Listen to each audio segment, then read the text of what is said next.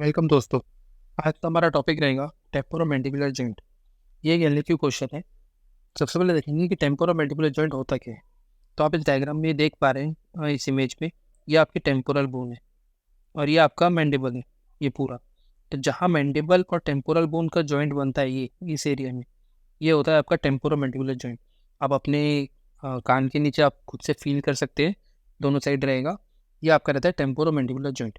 ठीक है, तो it is the joint between temporal bone and mandible bone.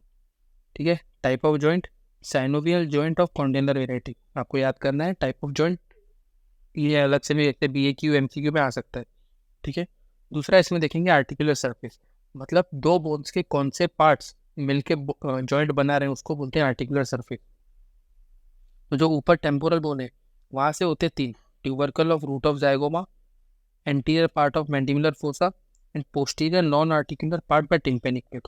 आप डायग्राम में देखिए, यहाँ पे tubercle of root of zygoma है सामने, बीच में आता है ये मैंडिबुलर फोसा और सबसे पीछे आता है आपकी टिम्पेनिक प्लेट जो नॉन आर्टिकुलर पार्ट है। ये सिर्फ सपोर्ट के लिए रहता है पीछे, ये आर्टिकुलेशन नहीं देता है, जॉइंट फॉर्मेशन नहीं करता है।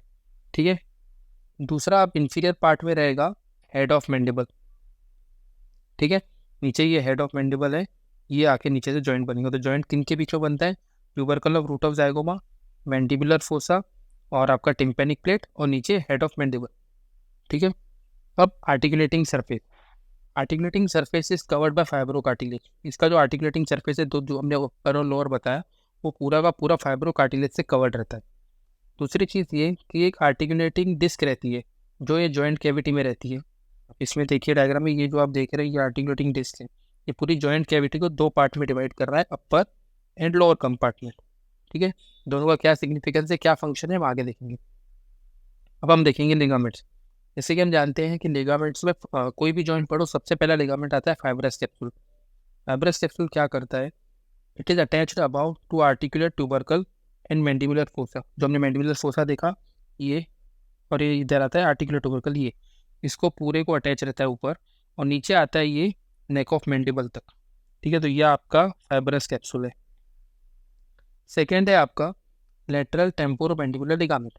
अब नाम से देखिए लेटरल है, तो ये फाइब्रस कैप्सूल के लेटरल रहेगा और इसका काम है कि ये इसको स्ट्रेंथ देगा, बस इतना ही इसका काम है। ठीक है, तीसरा है हमारा स्पिनोमैंडिबुलर लिगामेंट। स्पिनोमैंडिबुलर लिगामेंट एक एक्सेसरी लिगामेंट है जो सेकेंडरी सपोर्ट देता है। नाम से देखिए कहाँ से आएगा, स्पाइन ऑफ स्पिनोइड प्रोसेस से निकल के मैंडिबल की तरफ आएगा, मैंडिबुलर फोरामेन की तरफ आएगा। ठीक है, स्पिनो स्पिनोइड से शुरू होगा, मैंडिबल मैंडिबल पे खत्म होगा। And it is the remnant of dorsal part of Meckel's cartilage. ये एक MCQ क्वेश्चन है, याद रखिए। ठीक है, sphenomandibular ligament is the remnant of dorsal part of Meckel's cartilage. उसके बाद आता है चौथा स्टाइलोमैंडिबुलर लिगामेंट। ये भी एक एक्सेसरी लिगामेंट है और ये स्टाइलोइड प्रोसेस से मैंडिबल तक आता है। ठीक है, आप इस डायग्राम में देखिए, स्पिनोइड बोन से शुरू हो रहा है, नीचे मैंडिबल तक आ रहा है तो स्पिनोमैंडिबुलर। सिमिलरली पीछे स्टाइलोइड से जो शुरू हो रहा है, नीचे मैंडिबल तक आ रहा है, स्टाइलोमैंडिबुलर। अब स्टाइलोमैंडिबुलर लिगामेंट ये है कि जो डीप सर्वाइकल फेशिया है उसका thickened part which separate the parotid gland and submandibular gland, वो होता है स्टाइलोमैंडिबुलर लिगामेंट। ये हमने पैरोटिड की जो कवरिंग पढ़ी थी तब हमने ध्यान से पढ़ा था ये, कि डीप सर्वाइकल फेशिया का जो थिकेंड पार्ट रहता है वो सेपरेट करता है पैरोटिड को और सबमैंडिबुलर ग्लैंड को। तो ये वही है स्टाइलोमैंडिबुलर लिगामेंट। ठीक है, अब हम इसके आर्टिकुलर डिस्क के बारे में भी जानेंगे। ये कैविटी को दो में डिवाइड करता है, upper compartment and lower compartment. अब अपर कंपार्टमेंट सिर्फ ग्लाइडिंग मूवमेंट करवा पाता है, बट लोअर कंपार्टमेंट में gliding as well as rotatory दोनों मूवमेंट होती है। ठीक है, दूसरा इसका काम है it prevents friction between two articulating surfaces between two bones, acts as cushion and shock absorbent. ये तीन इसके फंक्शंस हैं आर्टिकुलर डिस्क के। ठीक है, अब हम देखेंगे इसके रिलेशन। तो रिलेशन में सबसे पहला देखेंगे लेटरल। अब ऑब्वियस है कि जो टेम्पोरोमैंडिबुलर जॉइंट है उसके लेटरल मतलब हो गया आपके बाहर साइड, तो बाहर से स्किन तो रहेगी रहेगी, उसके नीचे फेशिया रहेगा और उसके लेटरली आता है पैरोटिड ग्लैंड, क्योंकि पैरोटिड ग्लैंड के नीचे आता है टेम्पोरोमैंडिबुलर जॉइंट। तो लेटरल साइड ग्लैंड रहेगा ही, और पैरोटिड ग्लैंड है तो उसके साथ फेशियल नर्व की ब्रांचेज रहेंगी क्योंकि इसमें से निकलती है पैरोटिड ग्लैंड के पीछे से। ठीक है, ये आपके लेटरल रिलेशन से। मीडियल साइड आएगा spinosphenoid auriculo temporal nerve, chorda tympani nerve और मिडल मेनिंजियल आर्टरी। ये डायग्राम में देखिए आप, ये है उसके मीडियल रिलेशन वाला डायग्राम, ये पहला वाला, ठीक है। ये आपका स्पाइनोस्पिनोइड आएगा यहाँ पे, और ये ऑरिकुलो टेम्पोरल नर्व आएगी इसमें।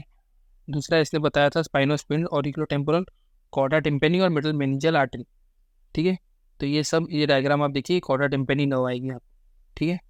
दूसरा हम इसमें डायग्राम बनाएंगे ये वाला, ये बॉक्स वाला, इसमें हमें सारे रिलेशन दिख रहे हैं।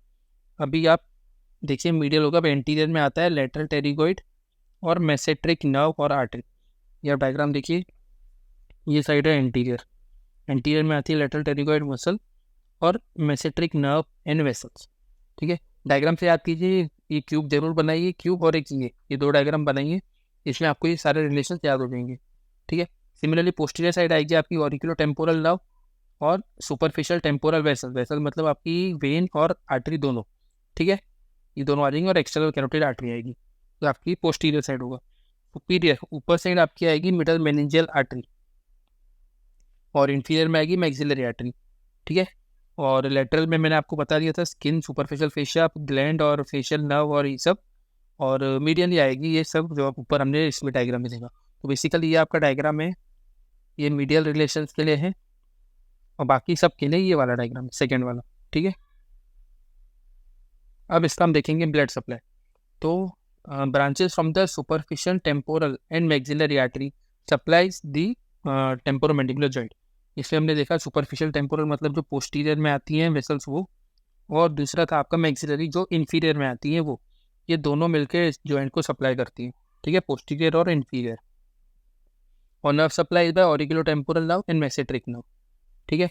अब इसकी मूवमेंट्स, टेम्पोरोमैंडिबुलर जॉइंट पे मूवमेंट होती है, वो होती है डिप्रेशन, डिप्रेशन मतलब mouth opening, elevation, mouth close, protrusion, retrusion and sideways movement while eating food, ठीक है। ये सारी मूवमेंट्स कौन सी मसल करवाती हैं, इस पर एक सेपरेट वीडियो है मसल फॉर इन्वेस्टिगेशन, जिसकी लिंक मैं नीचे डाल दूंगा। अब अगर वो नहीं देखी होगी तो उस पर देख लीजिएगा, उस पर डिटेल आपको पूरा समझ जाएगा, ठीक है। तो ये इसकी मूवमेंट्स है। अब लास्ट और सबसे इंपॉर्टेंट टॉपिक है अप्लाइड एनाटॉमी। तो जॉइंट है, सबसे पहले ऑब्वियसली डिसलोकेशन होगा। तो dislocation due to excessive opening, मुंह ज़्यादा खोलने से आपका जो हेड ऑफ मैंडिबल है वो फोसा में से निकल के एंटीरियरली स्लिप हो सकता है, तो उस वजह से डिसलोकेशन होता है। मतलब इसका डिसलोकेशन एंटीरियर मोस्ट कॉमन होता है, प्रोबेबली एंटीरियरली होता है हमेशा, ठीक है। दूसरा, डीरेंजमेंट ऑफ आर्टिकुलर डिस्क में occur due to any injury, कोई इंजरी या इन्फेक्शन की वजह से जो आर्टिकुलर डिस्क है उसका डीरेंजमेंट हो सकता है। तीसरा, जब टेम्पोरोमैंडिबुलर जॉइंट का कोई ऑपरेशन होता है या रिडक्शन करते हैं हम डिसलोकेशन के बाद, तो सेवेंथ क्रेनियल नर्व और ऑरिकुलो टेम्पोरल नर्व, ये दोनों पे ज़्यादा रिस्क रहता है, तो इसलिए इन दोनों को प्रिजर्व करना चाहिए, सेफ्टी मेजर्स के साथ ऑपरेशन या सर्जरी करनी चाहिए, ठीक है। बस इतना सही टॉपिक है ये, अच्छे से ये आपको ये दो डायग्राम करने हैं। That's all, thank you.